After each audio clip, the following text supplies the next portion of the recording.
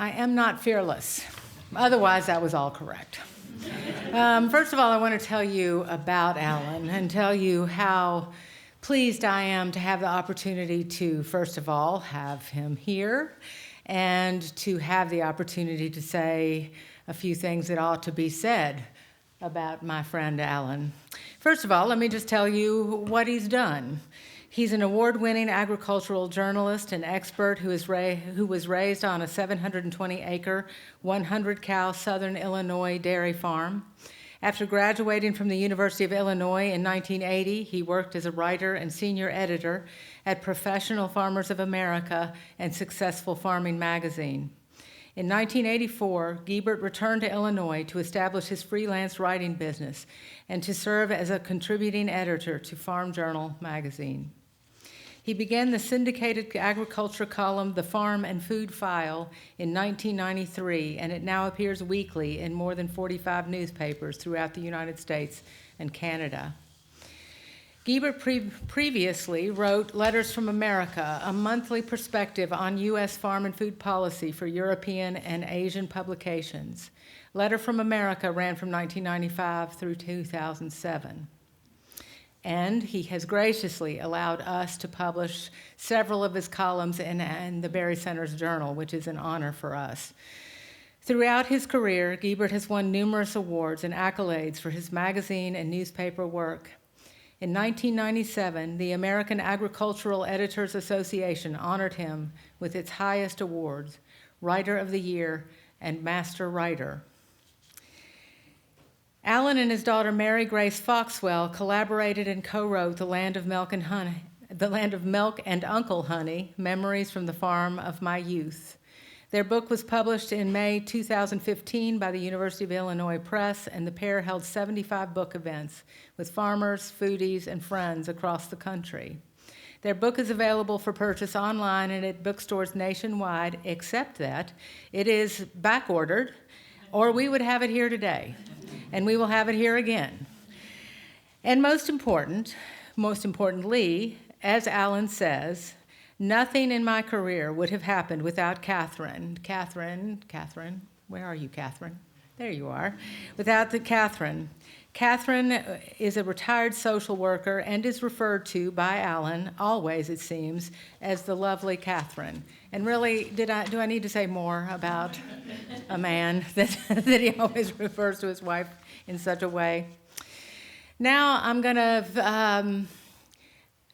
Daddy and I are going to do this introduction now.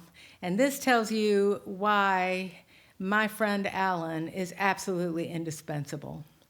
On October 5th, David Brooks uses most of the New York Times my father wrote this. This is going to sound really good, and it's because my father wrote this.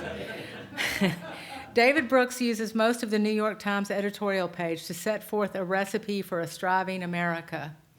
In so much space, there is room for many points, and Mr. Brooks makes many points that he considers urgently important to America. What is remarkable and what concerns me as a country person is that Mr. Brooks can write about America at such length without acknowledging that America is an actual country, a land from which only from which we must make our living if we are going to live, and which we must care well for if we are going to live long. If this were an aberration belonging only to Mr. Brooks, we should worry, but not too much. The trouble is that this is not an aberration. It is an established practice. It is now perfectly normal for economists to write about the economy without mentioning the natural world, the country, or the land economies of farming, forestry, and even mining.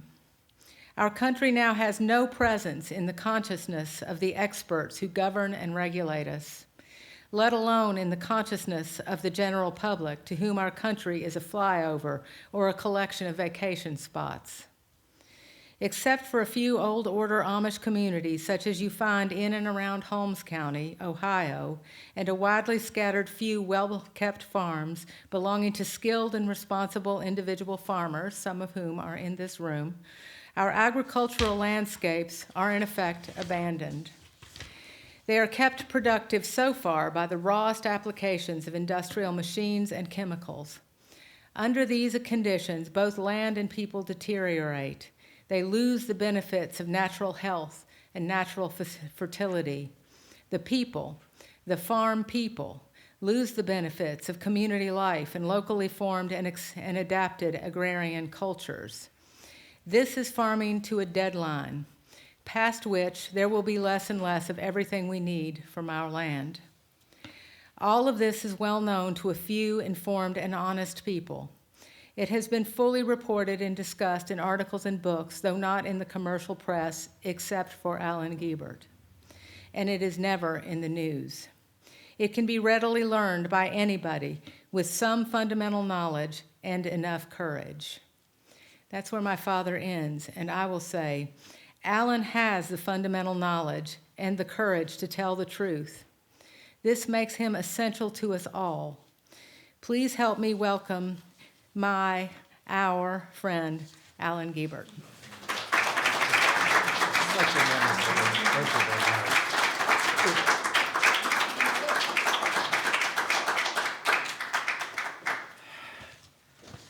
So now I get to follow Wendell Berry. Thank you for all coming out tonight in the snow and that. I know it's not easy. I grew up in Southern Illinois, and snow used to terrify even the cows in Southern Illinois. I have to tell you, when I looked out the window this afternoon and saw the snow, it reminded me of the North Dakota Farmers Union once called me and said, "Can you come up and give a speech at our banquet?" And it was in Bismarck, North Dakota, in January. And I said, "Sure. I'm from Southern Illinois." I was there 3 days before the airplanes flew home. About 5 years later, they called, "You did so well at that speech. Would you come and give another speech?" I said, "No. Unless you move the convention to the 1st of November. They moved the convention to the 1st of November. I flew into Bismarck, and that night it snowed 18 inches. And I was in Bismarck another 3 nights. Now, Bismarck is a mighty fine town, but it's only 25,000 people. It's the state capital, and it's a big deal. But in 18 inches of snow, you can't find it. It's not there. And every time I went to the airport to fly out of Bismarck, I kept running into the same guy. Finally, I said, "Who the hell are you?" He said, "I'm the governor. I'm trying to get out of Bismarck."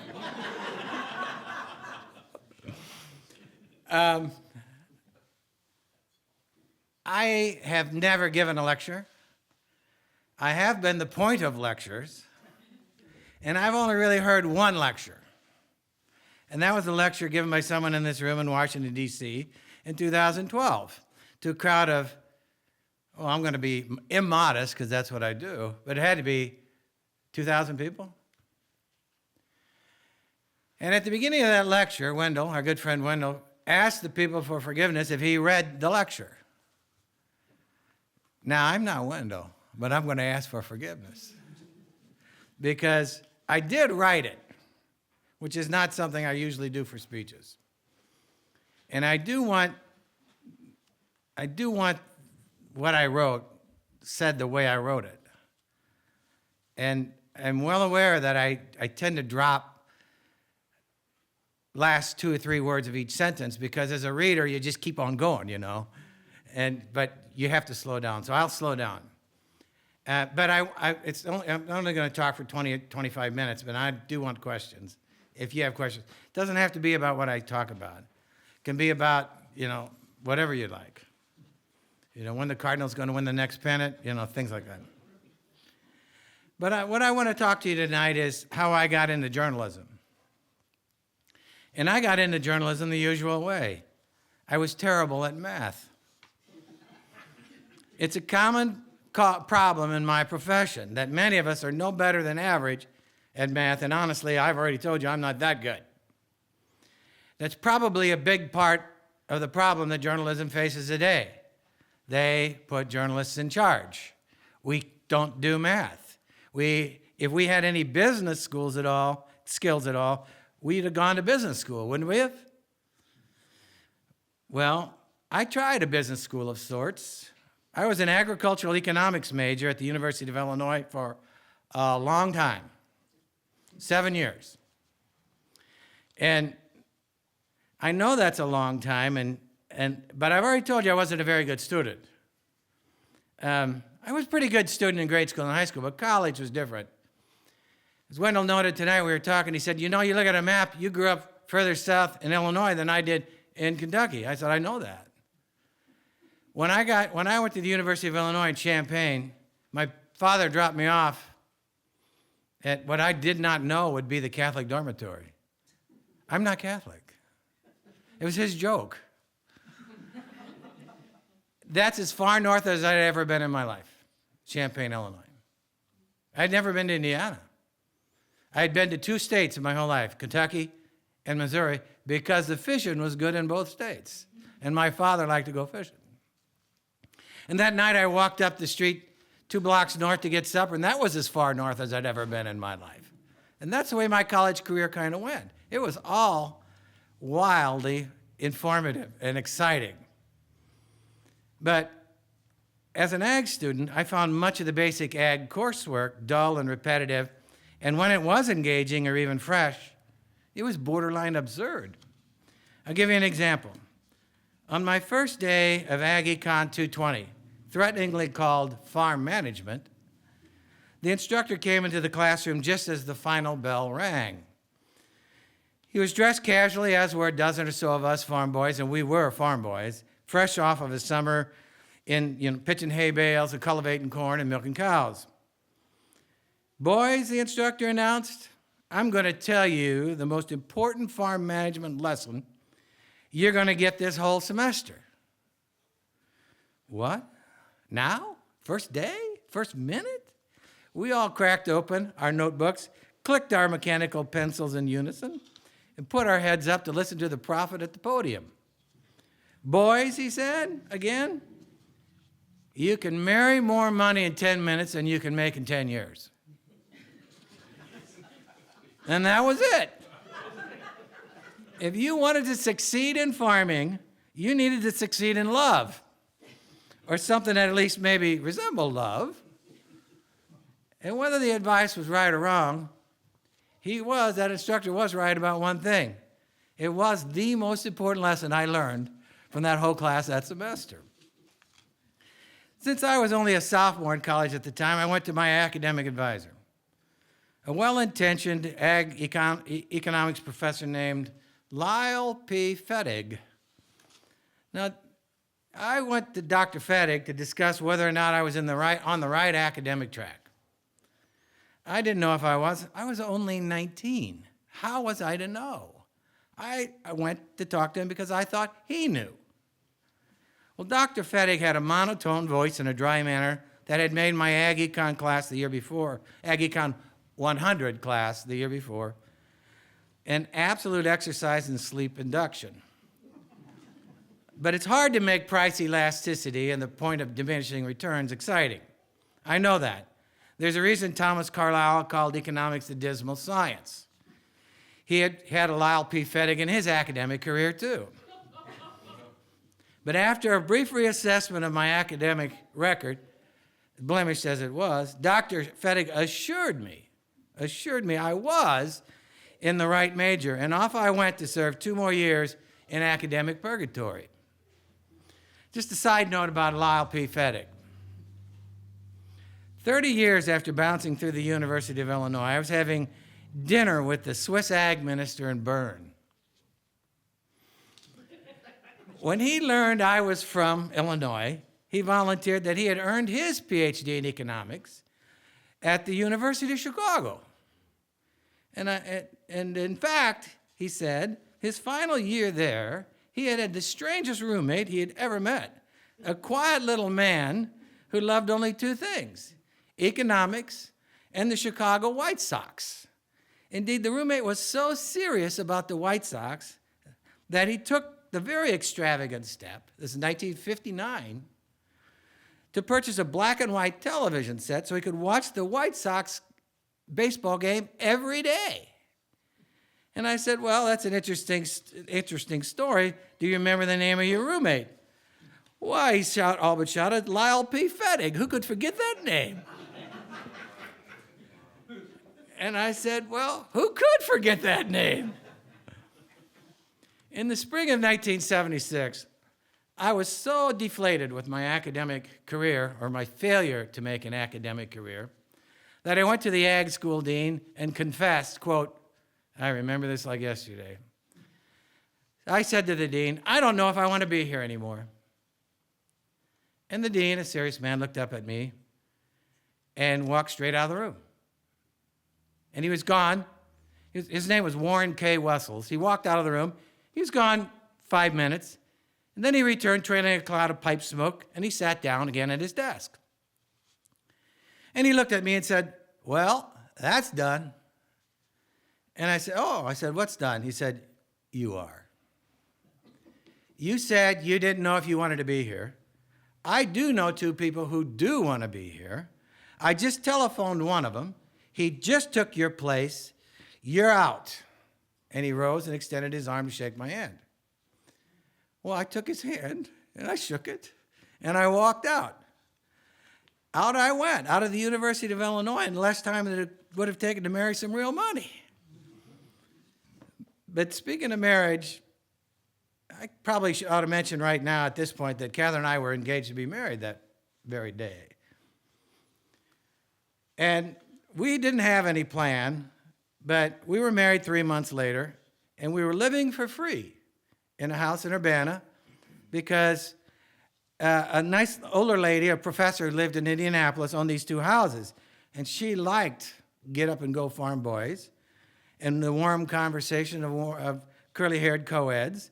So Catherine and I took care of her houses for her for free. So Catherine continued her college career, and I picked up a full-time job working on a nearby hog farm, which is perfect, right? I grew up on a dairy farm. So I learned a lot about hogs in a real big hurry. And that's what we did for a year, till the following May when we returned to the Southern Illinois farm of my youth, that 100-cow dairy farm, which was managed at the time by my oldest brother, Richard, and the 700 or so acres managed by my father since the 1950s. Richard and Catherine had finished her college degree at Southern Illinois University, and I got on to whatever life was waiting to find me, because I wasn't truly much in the search of it, on this dairy farm at the end of a rock road right next to the Mississippi River. And it was good with my father. I mean, I would replace a longtime field man who'd I'd note could neither read nor write. Great guy, wonderful man. I felt terrible, and I replaced him. And my father said, well, blood's thicker than water. And I didn't know what he meant, because I was really like the guy. I grew up with him, basically. So, and then on Saturdays, I would be the weekend milker for Howard, the herdsman. I'd replace him. He would go to the tavern on Friday. It was his day off, Saturday. And then Sunday was my dad or my brother's day off, and I'd milk Sunday with Howard, hungover Howard. So that's the way it went. It was all, work, cows, corn, and chaos by day, and Catherine calm and sweetness by night. And so it went for about 6 weeks.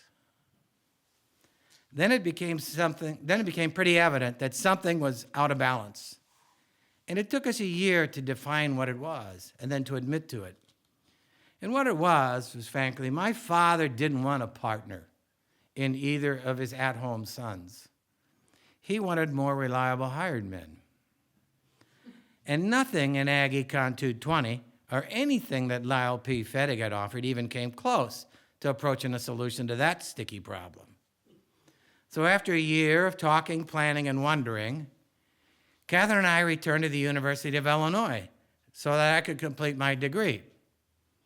We called up the same lady. She threw out the person she had taken care of her house and let Catherine and I back in. This time, however, I took a journalism class, mostly because it was 5 hours, and I knew I could get 5 hours of A. which I did need because good old Dean Warren K. Wessels had put me on a probation. First of my life, and an impossible one, B+. A B+ probation at the University of Illinois for a guy who pulled respectable C's. So I took 5 hours A. And you know what? I discovered that I enjoyed writing. I enjoyed the act. I enjoyed the process. I liked picking the words and constructing the paragraphs to take a reader on a journey of my choosing, to something or somewhere that I had found informative or maybe even magical that I needed to share. And the second was I was confident as I've ever been in my college career, that I could do this. I could take these classes and do this and learn something. The art of writing was just seductive, and it was honest, and it mesmerized me, and it was a revelation, and one I simply couldn't believe I'd stumbled on. Was this the love that my former professor had been talking about? One day that spring, just 3 months after returning to school, I went back to our boarding house and to ask Catherine if she didn't think I should just leave Ag Econ altogether and a probable job in a bank and major in Ag Communications. Ever the pragmatist, Catherine, however, asked, how much longer might that take? And I said, well, I think 2. And she said, oh, 2 semesters? Well, she said, that's not too bad. And I said, no, 2 years. And she burst into tears and said, I'm expecting. That was a big day. And things came into focus pretty quickly. We were both 24. Paul was born in September, and a little more than a year later, I did finish my degree. I did accept my first job, full-time job, off the farm, writing. And it paid more money in 1 year than my father had paid me milking cows, more than 2 times what he paid me that year we were home on the farm, and more than I had ever earned in my whole lifetime. And that's how I got into journalism. I was a lousy Ag Econ student, a square peg who the university tried and tried and tried to shape and sharpen in the hopes that somehow, someday, I would fit into their farmer mold to become a useful, productive member of the ag culture that they were building, along with other rising powers, for the 21st century. And I had no role there. I could see no role for me there. In one way, I did, however, succeed. My bachelor's degree from the University of Illinois is a bachelor's degree in agriculture, farming, not journalism and not economics. It was surprisingly a solid foundation on which to rise in ag journalism, and rise I did. Within a year, I was a staff editor for a successful farming magazine in Des Moines. But within 2 or 3 years of that, Catherine and I missed Illinois. We missed our families. And before long recognized that what we really missed was each other. While I was off chasing a career, she was left chasing Paul. And we needed to go home. We wanted our about-to-grow family again to know their families. Catherine's family in a small central Illinois farm town. Her father was an international harvester dealer for 52 years. It's either being real stubborn or real stubborn. And mine was still milking cows at the end of that road in southern Illinois. And the reason was so simple. The most important element to our life together was who we shared it with. They don't teach you that in Ag Econ 220 either. So we took the leap. Not entirely a Lutheran leap. It wasn't on faith alone. I had lined up some work, and I drew my last paycheck ever from a formal employer in June of 1984. Now, a bit more than 40 years ago. Since then, I've worked for myself full-time as a freelance writer in journalism. And the side job that I had lined up was for Farm Journal magazine, and they bought every word I wrote for 8 years. And then one day, the editor of Farm Journal called me up in April. He only called once a year. He's always in April to renew my contract.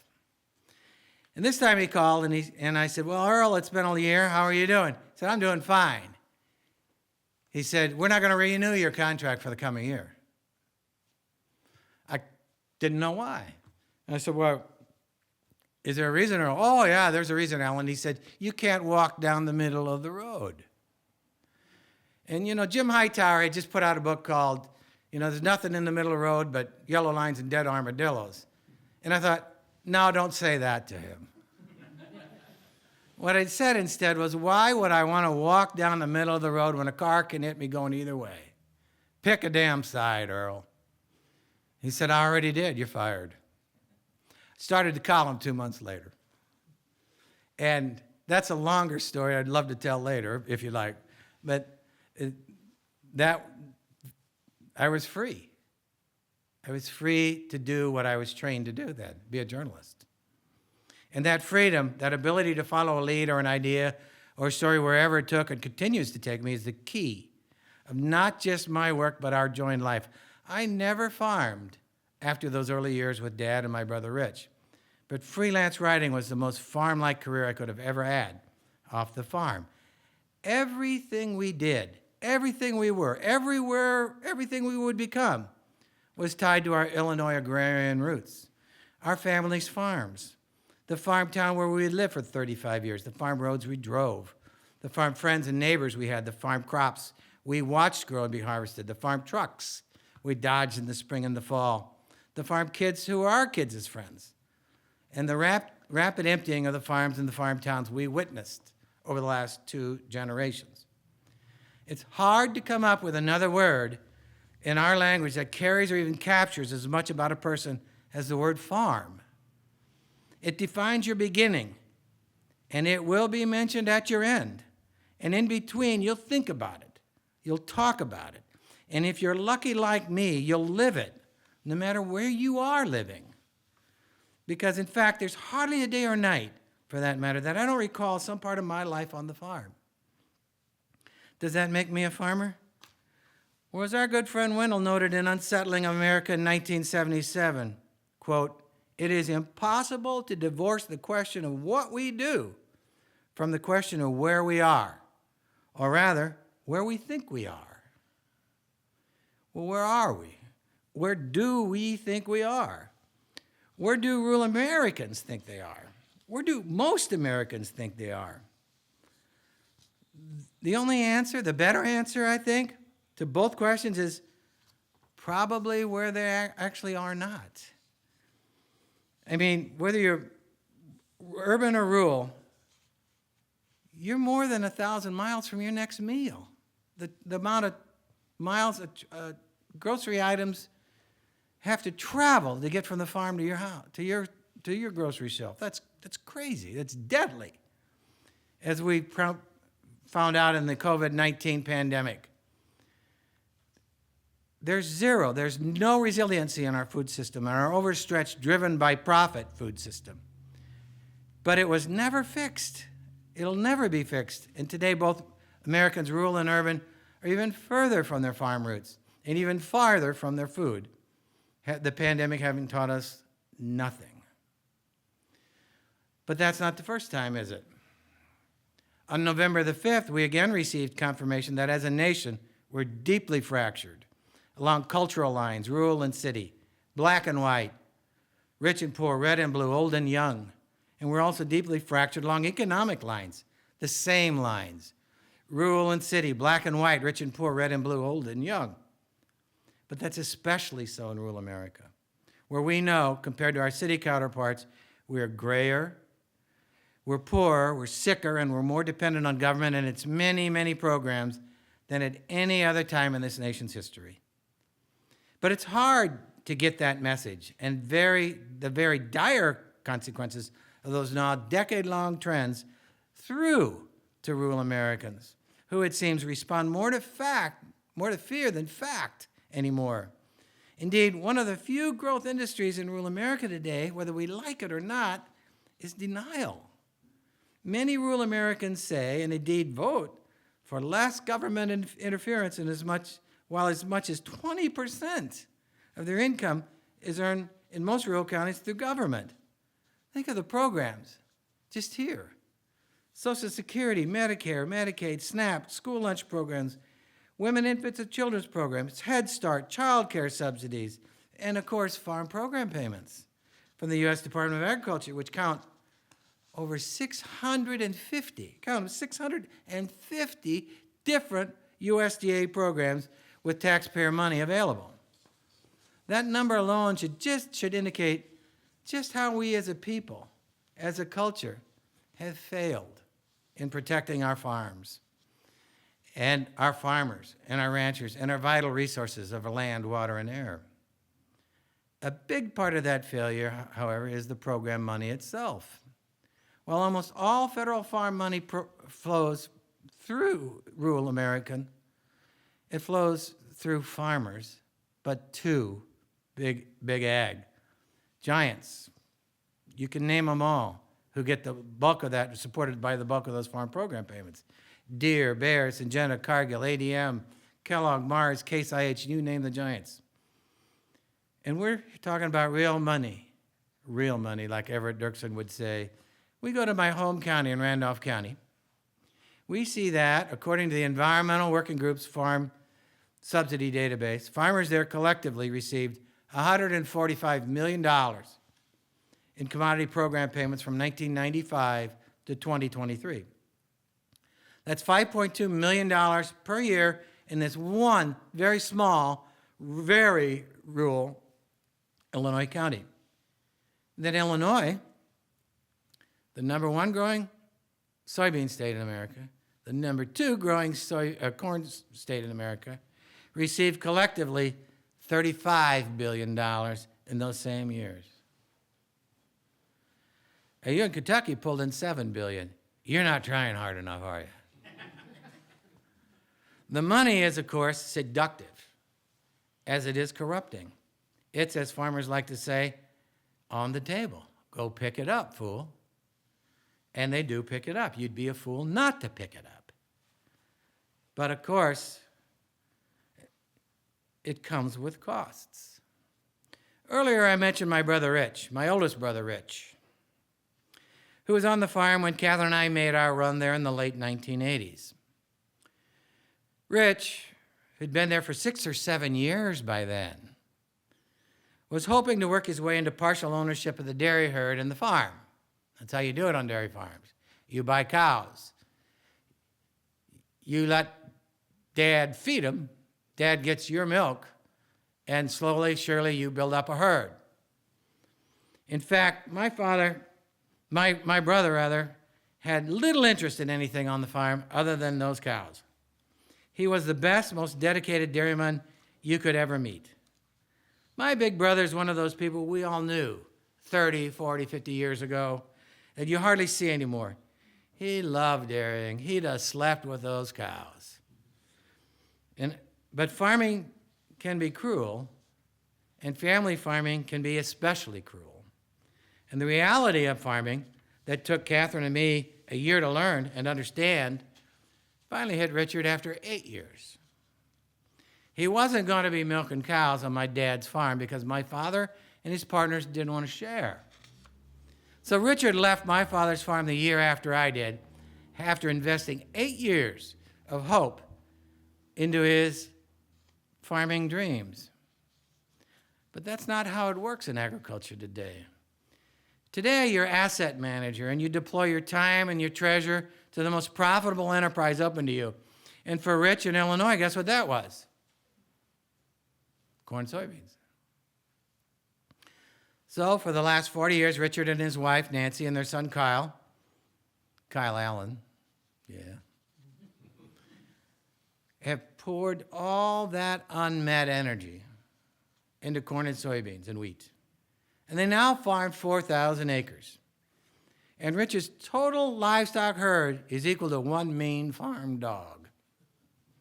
And on top of that, the energy that he would have put in to his rural community, into registered Holsteins, into the dairy community in Illinois, he poured into politics instead.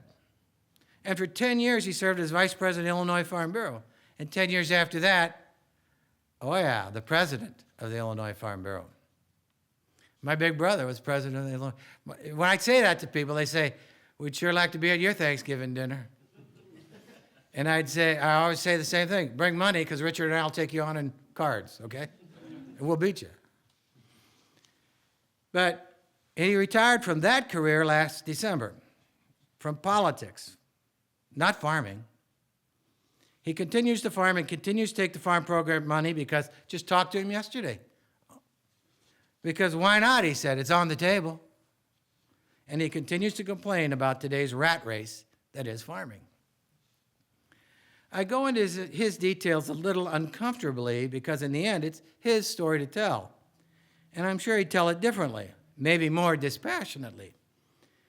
But it's quite a story. All he wanted to do was milk registered Holsteins, build a herd noted for its quality, and live a quiet life in the end of a rock road in southern Illinois.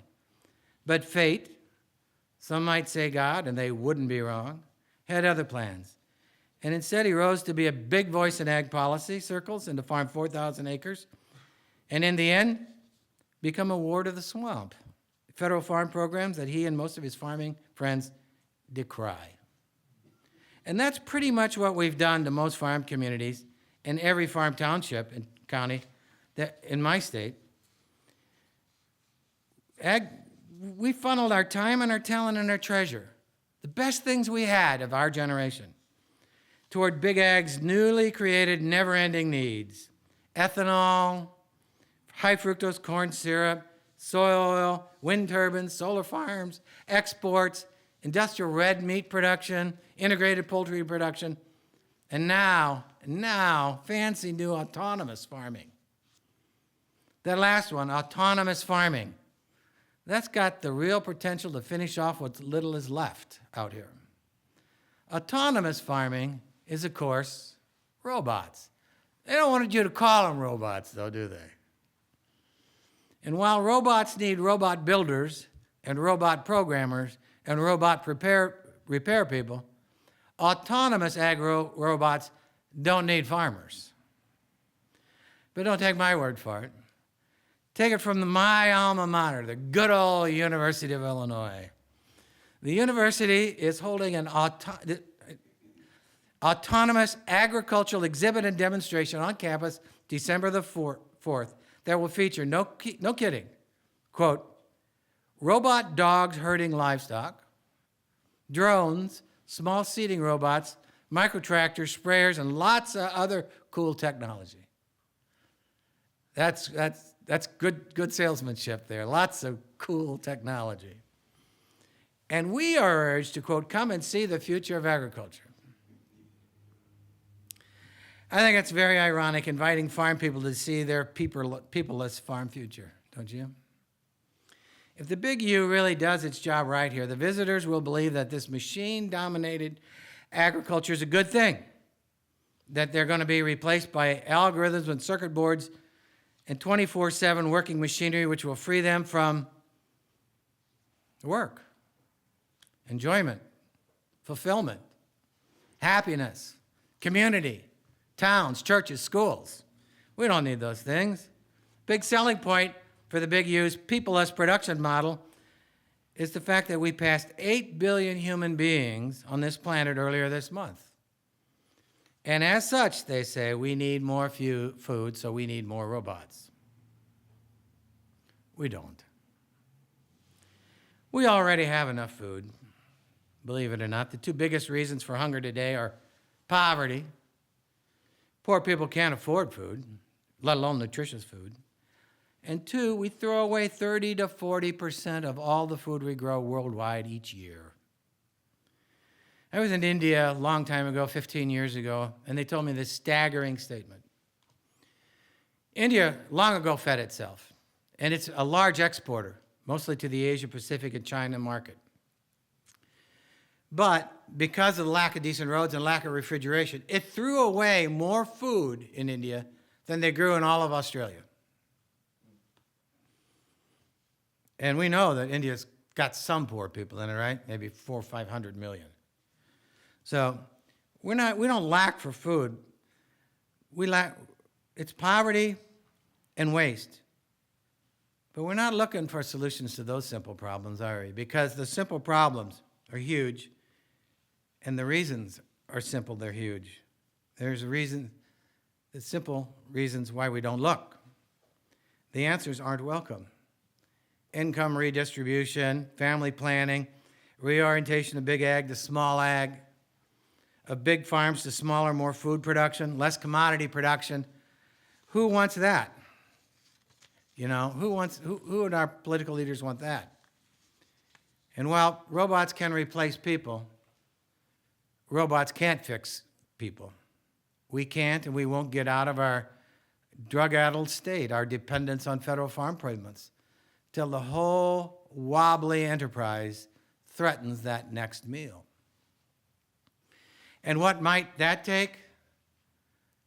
Well, climate change ought to get the job done, won't it? Who here wants to be around to see that? The fact is that today's global temperature, already 1.5 degrees centigrade higher than the last century, will rise another 1.5 degrees centigrade in the next 75 years if we continue to do what we're doing. And we are going to continue to do what we're doing. We have made no progress. We've added to the problem.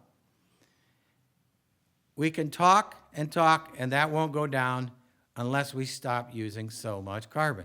It's that simple. Just stop. We could have 40% reduction in our carbon use today if we went back to 1990 levels. Some of you don't remember 1990. It wasn't so bad.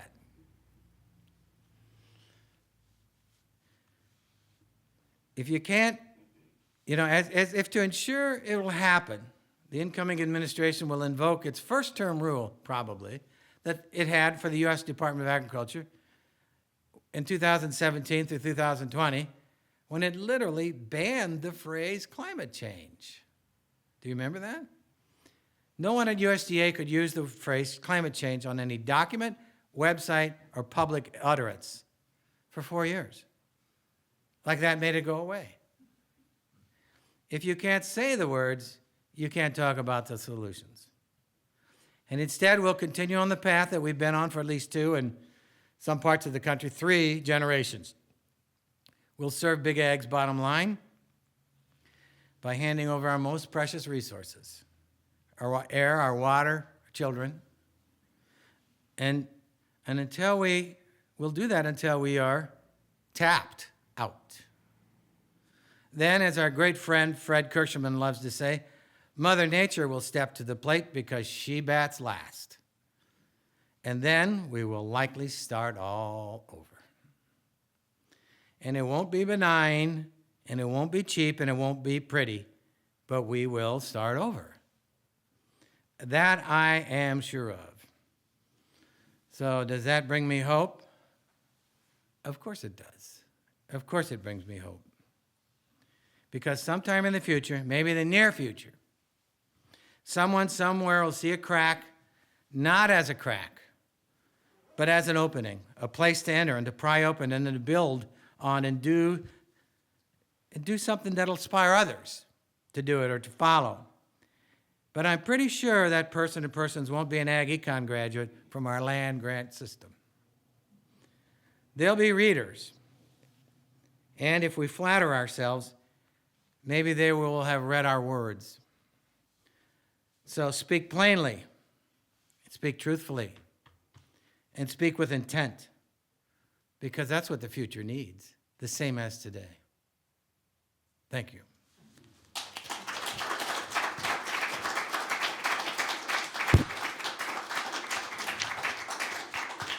That wasn't so bad, Wendell. I'd be more than delighted to. I got to tell you a story about my father and that farm first. And I say that farm because we don't own it. And my grandfather had bought it, and my father had managed it and owned a part of it. But 1998 or 9, I'm in my office, and I'm writing the column, and I needed an idea for the column. The column goes out on Wednesday. My deadline is Wednesday. And so it was about Tuesday afternoon, and I hadn't written the column yet, which is no big worry. I mean, something will come to mind, right? you got all night. So I thought I'd look in the Illinois Agri-News, which is a statewide agricultural newspaper, and I would just see how much land was for sale in Illinois. It was probably October and November, land selling season coming in. And I opened up the paper, and I was shocked at how much land was for sale. And there was an ad, a 3x5 display ad, and it said, Randolph County, Illinois farm for sale. Well, I knew somebody who owned a farm in Randolph County, Illinois. I was reading, I started to read. And pretty soon it says, 720-acre farm. Well, I knew somebody in Randolph County with a 720-acre farm. It said it's on Lock and Dam Road. I thought, damn it, I know somebody on Lock and Dam Road. So there was a St. Louis telephone number under it. I dialed the telephone number. Guy picks up. I say, hey, I see there's an ad in the paper for this farm in Randolph County. He said, yes, there is. And I said, does it have an old dairy on it? He said, by God, it does, he says. I said, you say it's on Lock and Dam Road. It's got big pecan trees right near the Lock and Dam. Yeah, he says. I says, is it Indian Farm? Because that's what they called the farm for 200 years. Kaskaskia Indians owned it. I said, is it Indian Farm? And the guy, long pause, he goes, is this Alan? And I said, you're damn right, it's Alan. He says, your dad said you'd be calling. My dad knew I'd see that ad. So I called my father. Well, he was expecting that call, too. I said, Dad, you're selling the farm. Yes, we're selling the farm.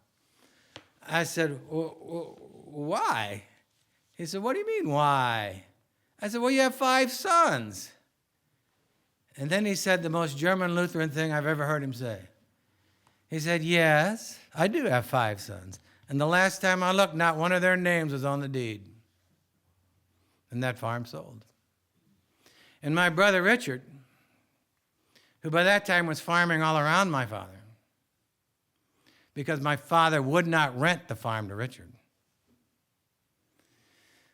My brother Richard calls me and said, we need to buy the farm.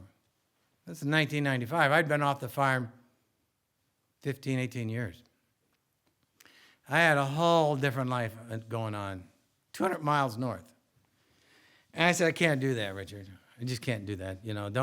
Please don't ask. He said, well, he still held that dream. He still wanted to milk those cows, and he still wanted me to, bale hay and cut corn silage, and it was awful. I mean, I could have cried.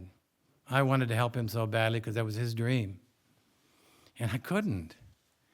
And I said, well, Richard, just bid on the farm. Prove to yourself that you tried. And my father had said this strange, stupid auction. Single bid in a closed envelope. You open it up one day, high bid wins. Total money. And I said, but don't bid very high. Don't do that to yourself. So he did. There were 5 bids. Richard came in 5th. And then I went on the county website to see what they paid for the farm, and then I wasn't surprised, but I was so glad when my brother didn't get it. Only because I didn't want him to feel like he had to do this without me. So I asked my dad, I said, why didn't you ever let Richard rent the farm? Oh, he said, that's easy. He said, that would have taken him down. So what do you mean? He's farming all around you. Well, I know he's farming so big that would have taken him down. So you just don't know. He just wanted this farm. He'd have gotten rid of all the rest. He just wanted this farm. And to this day, my brother's still wounded by that. You can't talk to him about it. And, I feel so bad for him. And yet, as Farm Bureau president, he didn't feel bad for me at all when I was out there writing. And we kind of kept our distance. For 20 years, he had an office 40 miles from me in central Illinois. Came one time. And then he'd call me that morning. He said, what are you doing? I said, well, I'm frying bacon for bacon, lettuce, tomato sandwiches for lunch. He said, I'll be over. And that's when he came over. It's the only time he did. But anybody got any questions? I'd be more than happy to answer any questions you have. You know, you don't have to be frightened. There's no right answer to most questions, is there? I mean, yeah, please. Yeah, over your long career, is there any point where you, maybe looking back now, think, if we would have taken that off-ramp, we had our chance to maybe affect where we are now? In agriculture, you mean? Yeah, yeah. About every 4 years, a new president comes in. Yeah, you know, there were times. Back early part of my career, some of you may remember a farmer from Minnesota under Jimmy Carter was Secretary of Agriculture, Bob Berglund. And Bob Berglund, he farmed at the end of the road. I mean, when you went out to Bob Berglund's farthest field from his house, you saw Canada. And so Bob Berglund understood farming. And he had commissioned a big report from USDA in 79 and 80 called A Time to Choose, where he laid out what was at stake in the next 40 years. He didn't see the rise of big agriculture, but he knew the emphasis was changing from rural to business. And that was a big missed opportunity, huge missed opportunity. And then also in the early 90s, mid to late 90s, you saw him down here too. You saw him in the South anyway, North Carolina, that direction. You saw the rise of CAFOs, hog production units. Wendell Murphy was that guy, and Murphy Farms. And that was, nobody had ever seen anything like that. That was like the circus coming to town. You know, 10,000 hogs on one farm. And pretty soon, we started seeing that in the Midwest, in Iowa and Illinois. And there were efforts to have to slow down that, and do the environmental impact of those. But both states quickly passed laws that took local control from people and counties and give it to the state. And I can tell you one guy in Illinois who helped do that. My brother. And, you know, he doesn't look back at all. We're feeding the world. He has no question. It's another thing you'll find about, you know, they've done it so long, they're very assertive about that. You know, what you don't want to, you know, it becomes a moral choice that you've made, not them. You want to starve, you know. You know, you don't want people overseas to eat. And then when I point out that 95% of our global food exports only go to countries that have money, they don't go to poor people who are hungry. They don't have money. You know, they go to Europe and Australia and China, Mexico, Canada. They don't go to poor countries in Africa or Asia. So I was at a meeting several times. We'd gather up, this group of people would gather up. Wendell was one of them. And the really wise people in that room, there was Wendell and there was Wes Jackson, you know, from the Land Institute in Salina, Freddie Kirschenman from the Leopold Center in Ames, Iowa, and our good friend who put them all together, Charlie Singh, who had a PhD in corn breeding. And they would ask kind of the same question. And the first time I heard them answer it collectively was, I couldn't believe it. And what they said was, it won't change until collapse. Oh, I'm in the wrong crowd. Sure, I don't believe that. And then you just start believing it because you don't see any change in direction. Now, locally, you can make change. You're making change here. You know how good that is? You know how good you are? Catherine and I live in Madison, Wisconsin. And there's something like 53 CSAs in that community. I mean, everything.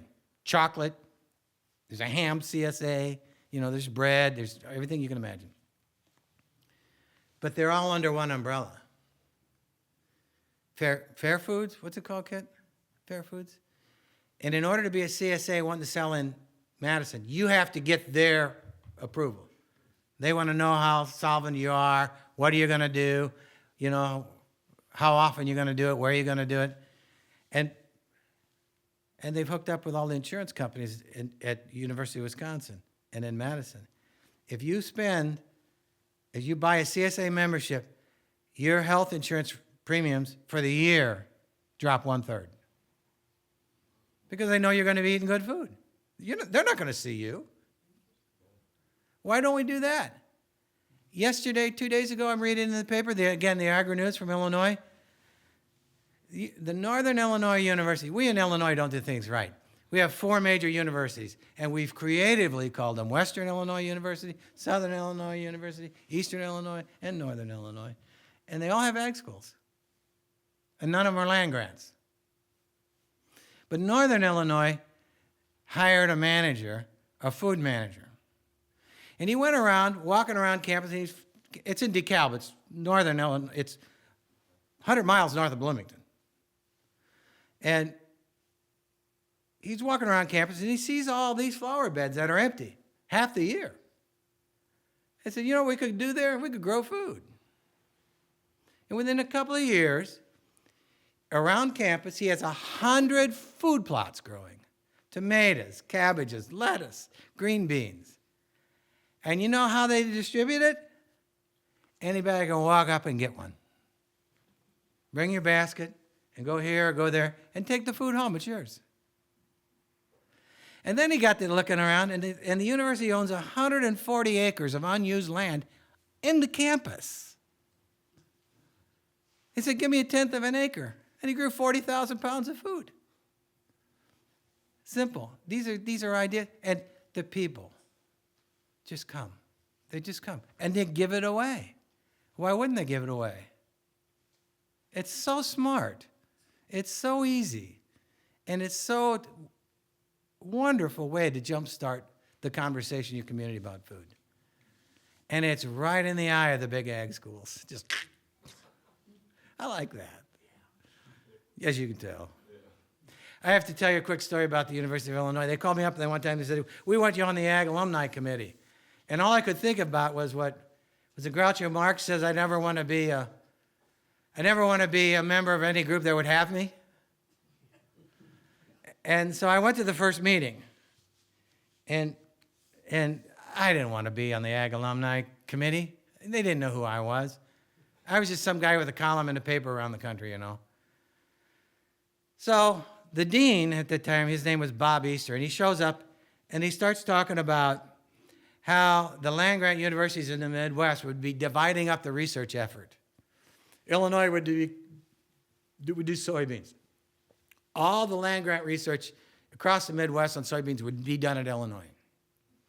All the corn research would be done at Iowa State. All the beef would be done, you know, you name it. Hogs would be at Purdue.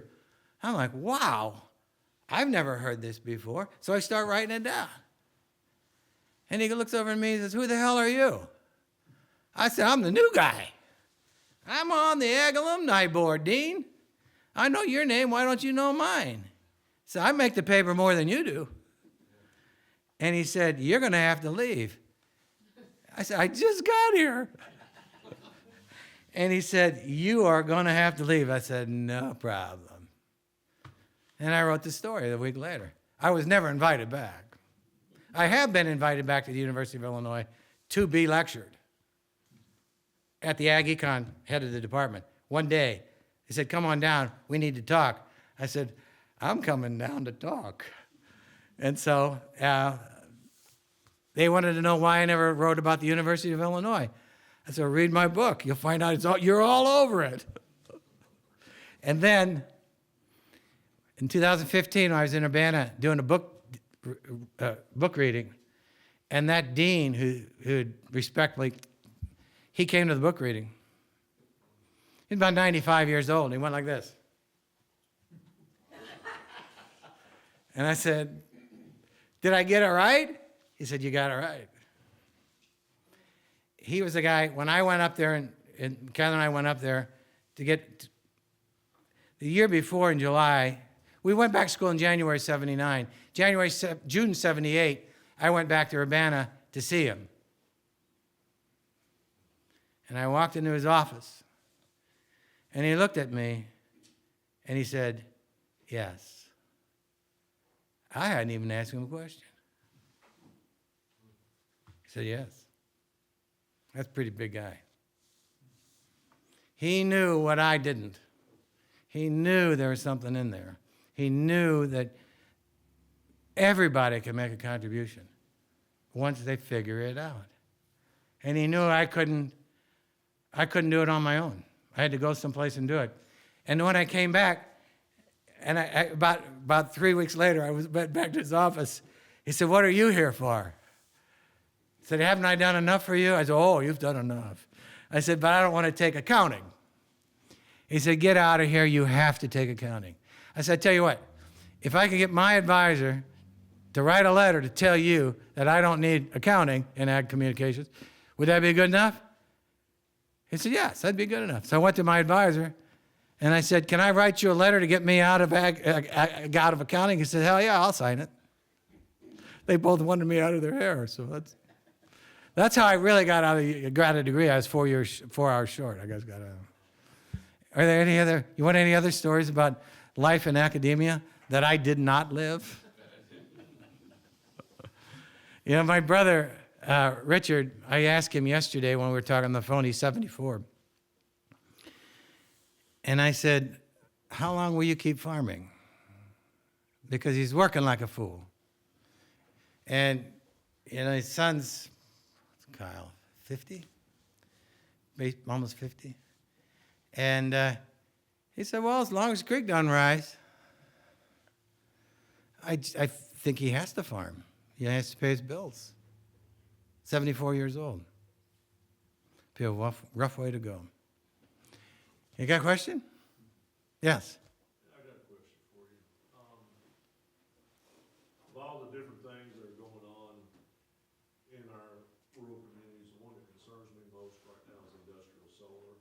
I think it has the opportunity to divide us more than any other issue, especially when you look at the scale of some of the projects that they're putting forward in different communities. Can you talk about that a little bit and what it's our understanding that the only reason that we're where we are with the potential is because of the tax incentives that are being paid. So with a broader view, can you tell us about where you think that's going? More trouble on the horizon, or do you think things may change? Well, I think the government incentives that kickstarted it are probably a good thing. I think money usually is like water. It finds its shortest path, its most direct, easiest path. And that was for open farmland. There's no reason you couldn't put them in top of schools or buildings. You couldn't mandate structures that would have solar on it. More than enough solar to take care of what's needed. You don't need to put them on farms. Then again, there are places that have open land you could put them on. We don't have to do what we're doing now. You know what the money is per acre on these things? Have you looked into that? It's stupid money. $1,000 an acre a year for 20 years with a 20-year lease added to that and an escalator built in. So if we have a family member that was promised $900 an acre, and they took an option on his farm, 600 acres, at $900 an acre. You do the math. I'm not good at it. But I think it comes out to over $700,000 a year for 20 years. My goodness. Why wouldn't he do that? And his farmland's flat, black, and beautiful. And that's why they want it. It's flat, black, and beautiful. They don't have any worries when they build this out. And I called him up and I said, "Ray, how many goats you getting?" He said, "Goats? What do I need any goats for?" I said, "Keep the grass down in between your solar panels. Because they're coming. You won't be able to refuse the money." The key to his deal was he was near a transmission line that's going to Chicago. That's where they like to site them, close. They don't like to build a lot of infrastructure. It doesn't need to be done on farmland, though. Look at all the other places to build them. And keep in mind that they're only, 22% efficient? 23% efficient? So 3 out of the 4 rays that hit them don't do anything. And then our good friend at the University of Vancouver in British Columbia, Bill Reese, says they have a 15-year life. Every 15 years, they wear out, or they'll become obsolete. So obsolete you can change them. What do you think the carbon footprint of those solar panels are? More than they can generate in solar return. They're not very efficient. So I haven't written anything about them because just driving down here, seeing some of them down here, just kind of coming around to the fact that I need to write about it. There's just too many of them. I got a phone call from a really famous ag journalist in Illinois. You know, I'm not. This lady's really famous. In fact, she's so famous she ran for Congress. That's what ag journalists do, you know. We run for Congress. Tom Harkin was a former ag journalist, yeah. And I can name you a few more, but you wouldn't like them. She calls me up. I hadn't heard from her in 2 or 3 years. And she said, do you know any Alan Guebert? I said, well, sure I know any Alan Guebert. What's your interest? I mean, Randolph County. She's from Peoria County. She said, well, I'm representing a solar farm, and they want to buy her land. I said, well, I don't think she's well, you know. I think she went into the home last week, 2 weeks ago maybe, 3 weeks ago. And her sons, I hear, aren't very nice. No, that's how desperate they are. Calling people like me who might know another person who might know. And if they can give you $900 an acre, what do you think they're making? Did anybody ever tell you? $900, I mean, they're paying you $900 an acre. What are they making? I think it's a lot of speculation. I think they plan on selling those contracts to change hands multiple times. It did in wind. It absolutely did in wind turbines in central Illinois. The people who did all the negotiating, and they were smart. They went to an influential farmer in the area, somebody who everybody looked to as a leader. And they went to that guy, and I tell you exactly what they did. They promised him 5 wind turbines at such and such money. And he said, yeah, sure. And he turned around, he bought a house at Lake of the Ozarks, you know, $1 million house, you know, and a nice boat. And everybody looked around and said, well, Dave did it. Can't be all bad. And boom, 200 of them show up. And the attorney in my little town, he's retired now, he's a farm attorney. I said, have you ever looked at those contracts? Oh, yeah. And I said, would you do an analysis of one of these contracts for me? It's 200 pages. He said, for free? I said, no, I'd pay you a beer or two. Yeah. He wrote a 16-page letter objecting to everything that was in these solar contracts. That's how bad they were for farmers. He said, never sign one, never sign one. That was for wind turbines. And all the farmers signed them. I would like to see a state-by-state approach to it. Right now, it's county by county. In Illinois, they're checkerboard in the counties. Some counties refusing permits through zoning changes. The state just needs to come in and do something. It needs some leadership. Just figure this out and do a better job so that you can't divide and conquer communities and pit one against the other. Because then it's a land rush. And then pretty soon they'll give you $900. That guy's going to get $600 because there's 6 guys in line ready to do it.